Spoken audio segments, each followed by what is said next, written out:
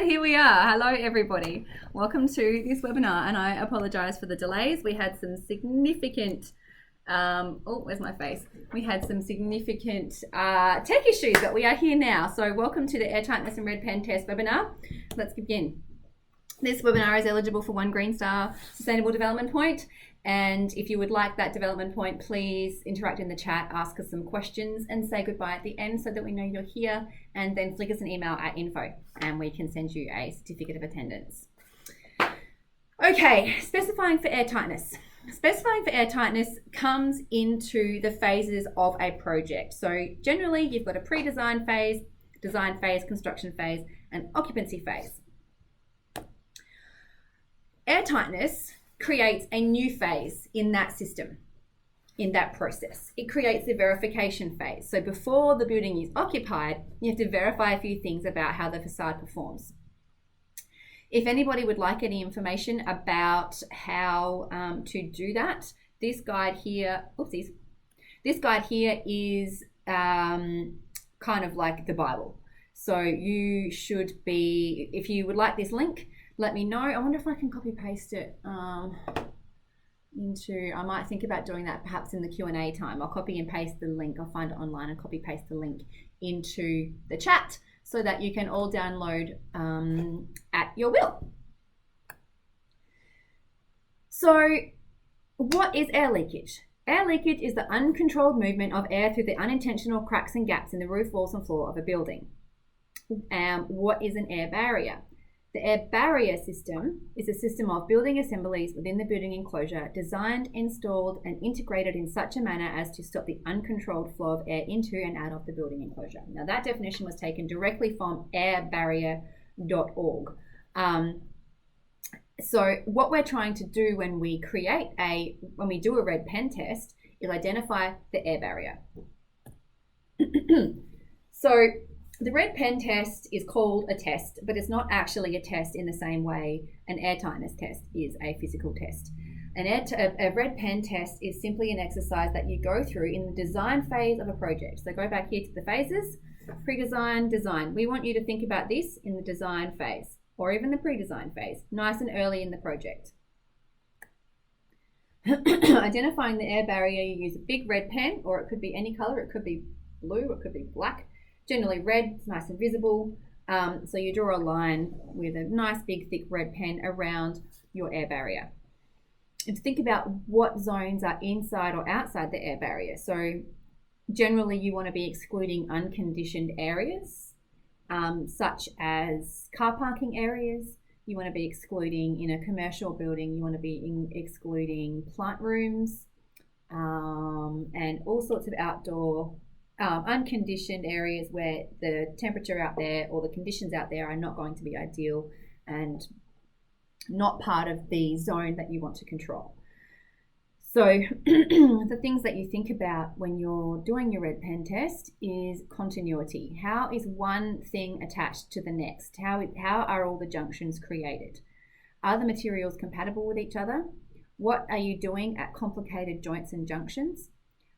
This red pen line will, as I said before, separates indoor and outdoor conditioned spaces, separates internal conditioned and unconditioned spaces, and is usually aligned with the thermal barrier or the insulation barrier. Excuse me. So what that means is, for example, in a commercial building, the ceiling tiles aren't going to be the air barrier, which is a common misunderstanding, I think. Excuse me. Because generally you'll have a roof blanket at roof level and no insulation on the ceiling tiles. And ceiling tiles aren't by no means an air barrier. They're very, very leaky. So, and that's problematic in commercial buildings because the mechanical penetrations are usually at roof level. And if that's going to be your air barrier, then you need to be paying additional attention to those junctions and penetrations. The ability to change the design or the junctions and the cost is much lower at the pre-design and design phase, schematic design phases of the project. Once you get towards construction phase and verification phase, which is generally when I get the call, the cost of changing anything and fixing anything and the ability to do it at all is it's much more difficult. The cost is more expensive. The ability to actually make any changes is much lower.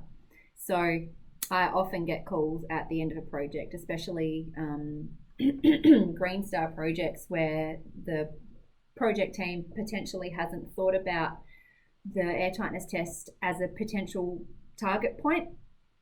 And then towards the end, they realize they've lost a few throughout the project, and they're thinking, where can I get a point? And they think, well, I know, we'll get an air tightness test done. By that stage, fixing up issues is quite difficult and quite costly, and the testing becomes more difficult. So heads up, if you're doing an air tightness, if you're doing a construction project where you think there could even be the possibility of doing an air tightness test at some point, give someone like me a call early on. So what is part of the air barrier system? Things such as, obviously, there are obvious things that are going to form the air barrier. Wall membranes, if depending on how they're constructed, depending on what type of membrane they are.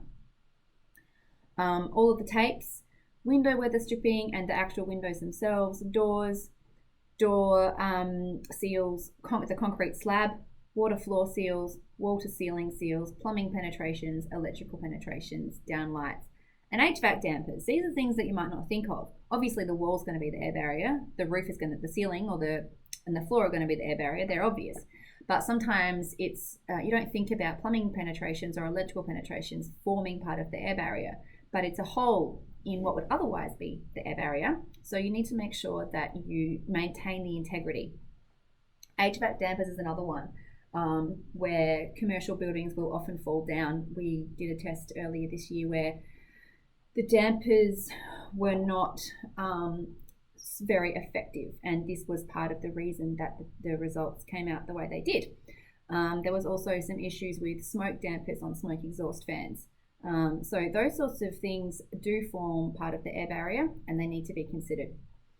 Plasterboard has got a question mark next to it. And the reason that plasterboard has got a question mark next to it is that plasterboard in itself is more or less an air barrier. But how the junctions are treated and how the materials are put together is more important than the material itself. So roof shingles or roof tiles, this is obviously in American terminology, the roof tiles, bricks, and metal cladding on the roof, they are not your air barrier at all. And metal wall panel cladding, the external cladding on any building is not going to be the air barrier.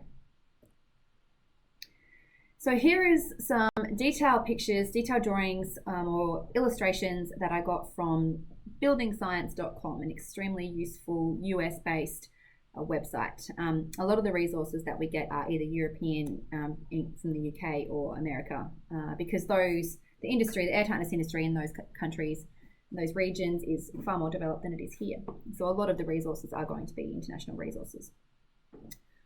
But this diagram here it demonstrates the attention to detail that is required when addressing the air barrier.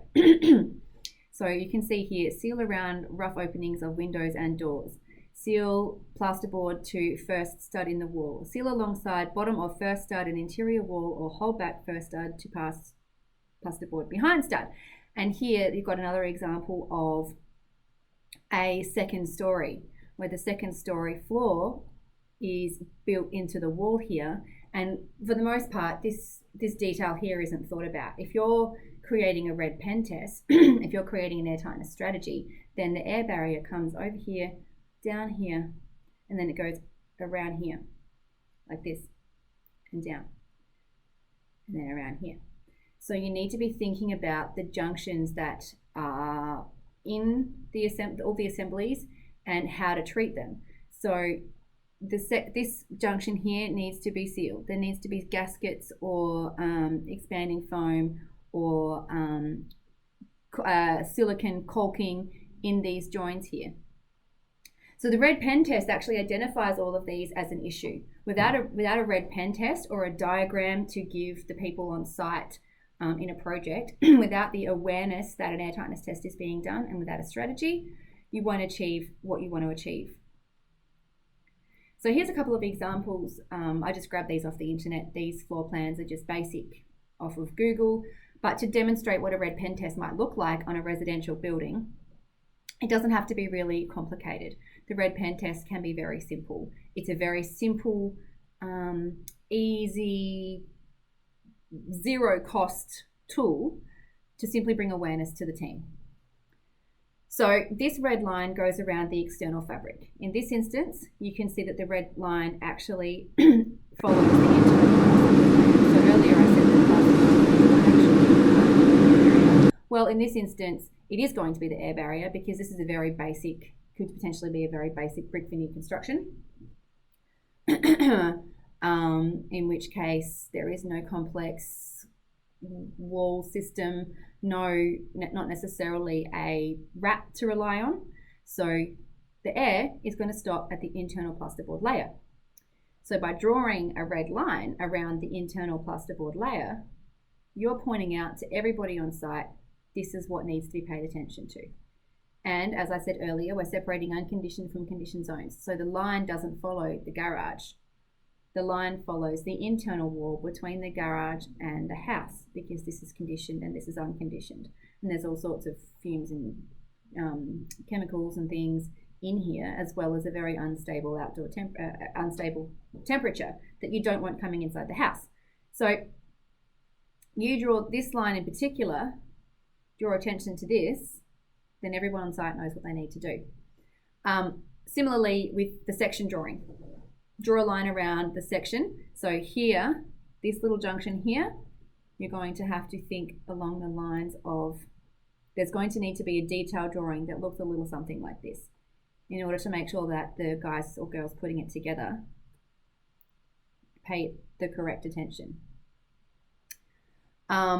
This sort of line on a section drawing is particularly useful, and I'm going to go over here and show you why. So here's a couple of videos I took on a test recently, and this building actually performed very well. This particular client builds extremely airtight houses, and we didn't find very much. However, there was air coming out of the door latch of the bathroom. It's weird, right? So that penetration there has somehow, there's an air pathway somehow going up inside the wall, up into the roof space that's allowing air to come into down through the door latch. Down here we have a cavity slider, and these are notorious.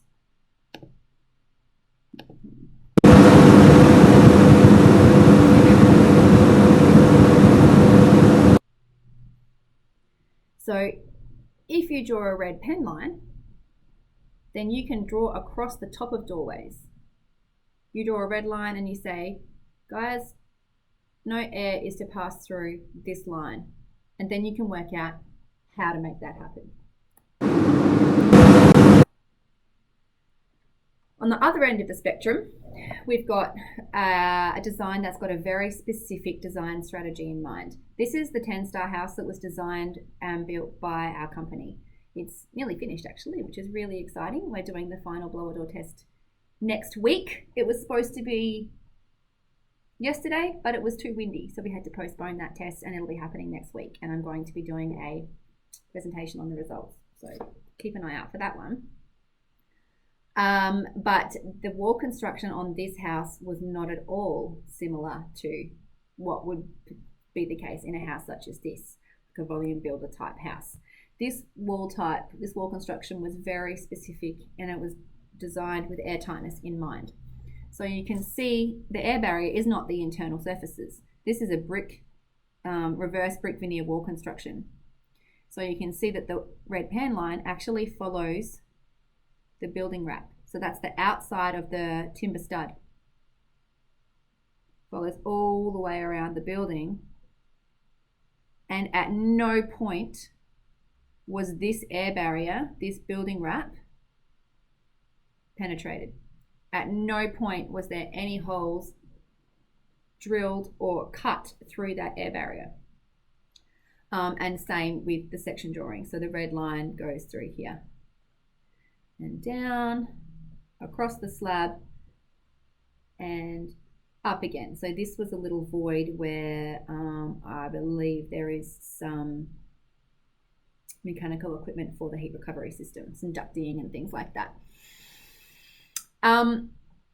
There was also, if you look here, this is a closer up, a closer visual of some of the wall, some of the red pen line. We actually created a services cavity. So where is it? Inside here. The buttons. External face of permicab is the air barrier and is carefully taped. So in here, well, it's not the outside of the stud, it was the inside of the stud.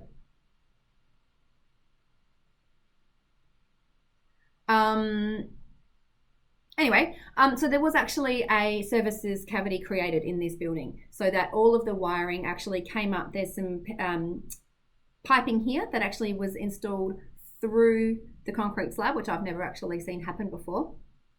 This is the first time I've ever seen this strategy used, and it was extremely effective. So all of the cabling that was to come into the house actually came in through the slab and up through these pipes. And there was a small cupboard that was built to house these pipes, and all of the wiring and things came up and into this roof space. So all of the wiring came up here and then was delivered within the services cavity to the house inside the air barrier. And that is how we were able to achieve a 0.6 air change result. So this house has been tested once already. It was tested late last year in order to make sure that we were on the right track. And we were. 0.6 air changes as at a preliminary stage is a very, very positive and exciting result. And without the red pen line, it simply wouldn't have been possible to achieve that, because there would not have been a knowledge of where the attention to detail needed to occur. So here's just a similar detail. What have we got? Wall build up is in, this is the inside of the wall. This is the brick. Then we've got, here's the unventilated air gap. Then we've got a vapor permeable membrane. So here, this is where the services cavity is. Insulation, Kingspan, more Kingspan rigid insulation, and then some top hat and some vertical cladding on the outside of the wall. So this green section here, this is where the services cavity is. Oh, that's the end of my presentation. That went quickly. Okay, well, I hope that this information was useful to you. I hope you learned something today. And please get in touch with us at info@suho.com.au if you'd like a Green Star Sustainable Development point. We'll give you a certificate of attendance. Next week we've got heaps on. I'll be running a few more sessions on air tightness. The general understanding air tightness session will be happening. I'll be doing a couple of new ones, so I'll be doing a couple of case studies, so keep an eye out for those. We've also got some new stuff on building science and sensory space design, and information about wellness, and use of music modelling in town planning in relation to water. So, and of course, some information about the code changes, which I hope are not impacting you too heavily. So I think that's all for today. I'll see no questions. Natalie Garvin, thank you for joining us today. There don't seem to be any other questions for the minute, so I think that's me. I'll just wait a couple of minutes, make sure there's no one hanging out there, loitering, wanting to ask anything. And thank you for your patience today. We started a bit late, so thank you for waiting. All right, no worries. Thank you, Natalie, for joining us. Anyone out there watching us on replay, thank you. And we'll see you next time. Bye now.